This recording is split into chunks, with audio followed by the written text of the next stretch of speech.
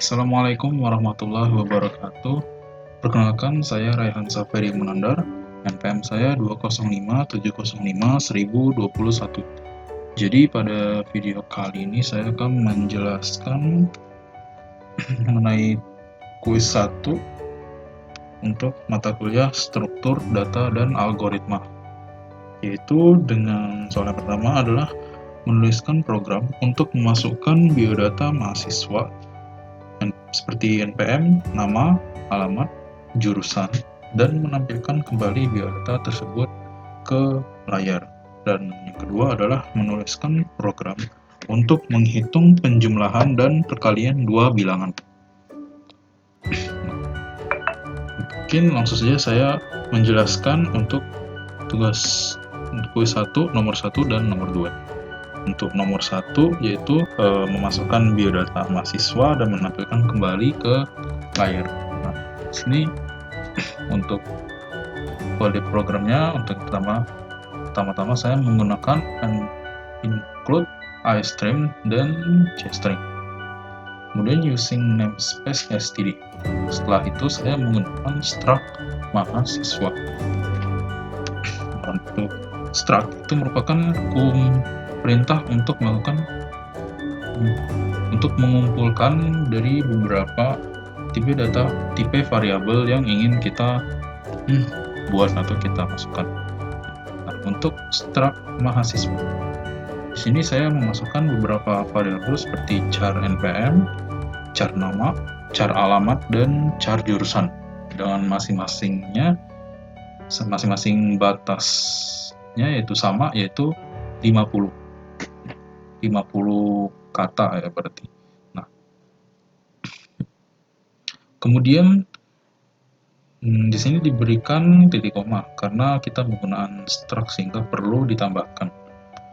Kemudian in main atau fungsi utamanya,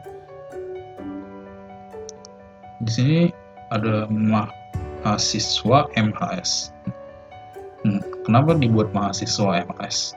Ini dikarenakan penggunaan struct mahasiswa di sini belum dibuat semacam sebuah panggilan, sehingga di in-main kita perlu membuat panggilannya yaitu MHS. Nah, jadi ketika kita ingin memasukkan data yang dijadikan nilai dari suatu variabel tersebut, kita memerlukan panggilannya yaitu MHS. Nah, seperti di bawah ini, cout pengisian biodata mahasiswa nline. Inilah komentar yang dikeluarin. Kemudian cout npm.2 sein.getLine dalam kurung mas.npm, 50. Nah, di sini untuk cn.getLine itu artinya adalah fungsinya itu adalah untuk memasukkan kata yang kita masukkan ke suatu variabel yang kita inginkan, dengan menghitung juga untuk bagian spasi dan huruf besar. Kemudian di sini mas.npm, 50. Nah, di sini adalah fungsi panggilan MHS tersebut. Untuk mengakses npm atau nama variabelnya, variabel npm, nama, alamat, dan jurusan, itu diperlukan panggilnya yaitu MHS dengan formatnya itu adalah mhs.npm. Nah, 50 ini adalah batasan dari masing-masing variabelnya. Kemudian nama .2 cn.getLine mhs.nama, 50, yaitu memasukkan data sebagai nilai dari namanya. Kemudian alamat .2 cn.getLine mhs.alamat, 50, memasukkan data alamat. Kemudian jurusan .2 cn.getLine mhs.jurusan, 50, memasukkan data ini sebagai nilai, masukkan data jurusan. Cout nline. Nah, kemudian cout biodata mahasiswa. Di sini saya ingin membuatnya sebagai data yang sudah kita masukkan bakalan ditampilkan seperti ini. Nah, kemudian cout npm.2 mhs.npm, dia bakal menampilkan data apa yang kita masukkan ke variabel npm. dengan format sintaksnya kurang lebih sama ya, di dalam ini MAS dan NPM, kemudian nama titik 2 MAS dan nama memanggil data yang dimasukkan ke variabel nama, kemudian alamat titik 2 MAS dot alamat nline, yaitu menampilkan data yang kita masukkan ke variabel alamat, kemudian jurusan titik 2 NMAS dot jurusan menampilkan data yang kita masukkan ke variabel jurusan. Nah, kemudian return 0 sebagai akhir dari program. Nah, kemudian mungkin bisa langsung kita uji coba hasil running-nya. Misalnya nomor NPM saya, kemudian nama saya,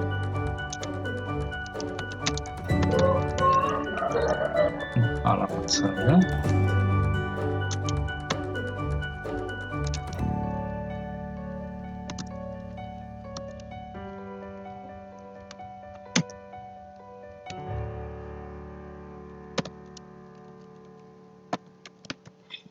dan jurusan saya. Nah, di sini saya menggunakan ada yang huruf besar dan ada yang spasi. Kemudian saya enter dan menampilkan biodata mahasiswa. Di pengisian biodata mahasiswa yang saya inputkan tadi untuk masing-masing variabelnya, NPM, nama, alamat, dan jurusan tersebut ditampilkan kembali dengan data yang sama juga. NPM-nya sama, namanya sama, alamatnya sama, dan jurusannya sama tanpa menghilangkan spasinya dan tidak menghitung yang huruf besar. Mungkin sekian untuk yang nomor 1. Kemudian saya menjelaskan untuk yang nomor 2. Nah, untuk yang nomor 2 itu adalah membuat program untuk menghitung penjumlahan dan perkalian dari dua bilangan. Nah, pada kode program ini saya telah membuat yang pertama itu menggunakan include string dan uni_std.h. Kemudian using namespace std. Nah, setelahnya saya menggunakan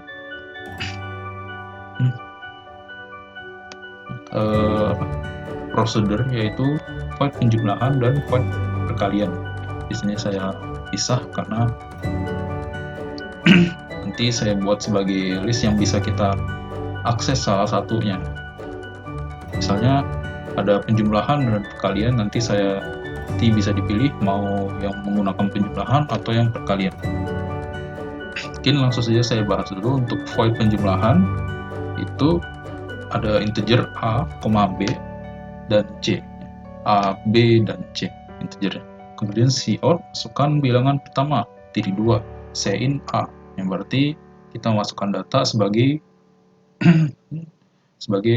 nilai dari a-nya. Nah, kemudian masukkan bilangan kedua titik 2 cin b, yang masukkan data sebagai nilai b-nya.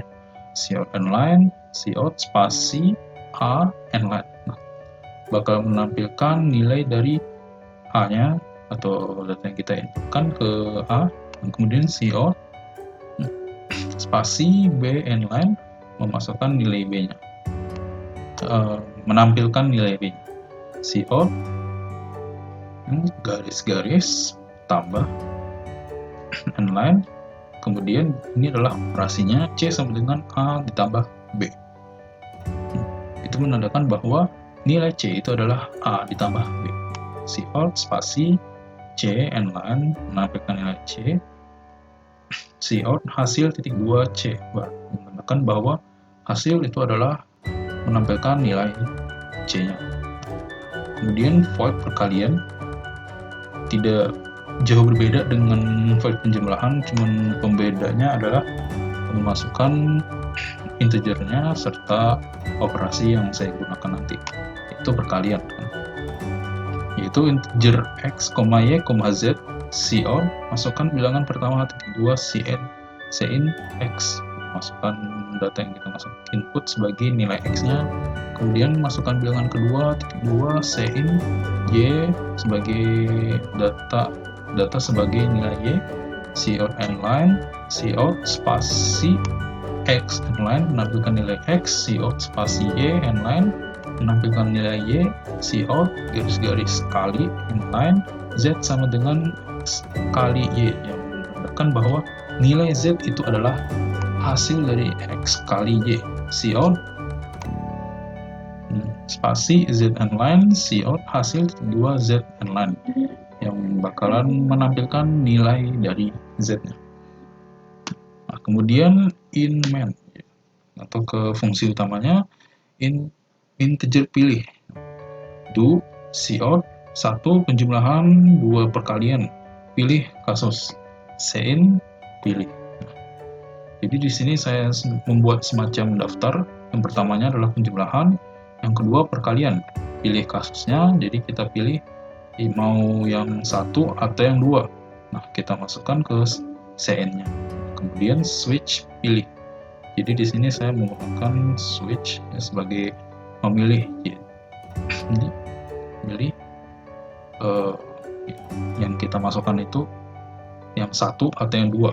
Nah, kalau case-nya 1 itu berarti dia menjalankan prosedur penjumlahan yang bakal memproses penjumlahannya, memproses dari void penjumlahan tersebut seperti menginput nilai A, nilai B, dan kemudian menjumlahkan dan mengeluarkan hasilnya. Kemudian Cout program selesai, return 0, berarti programnya telah berakhir.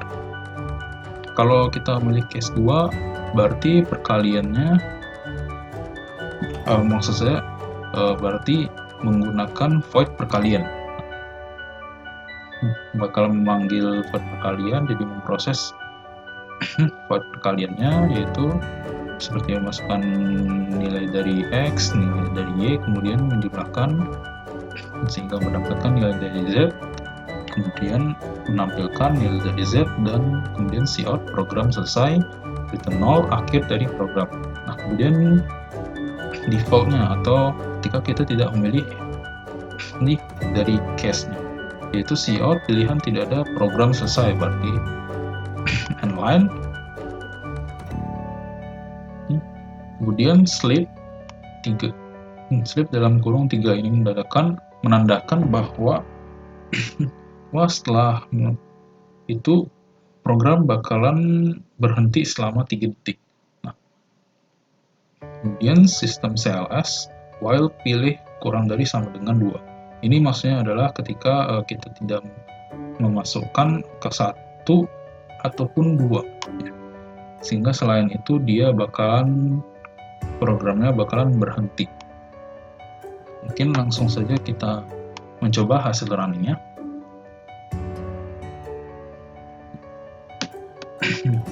Nah, kemudian bakal menampilkan seperti ini. Misalnya kita pilih kasus yang 1.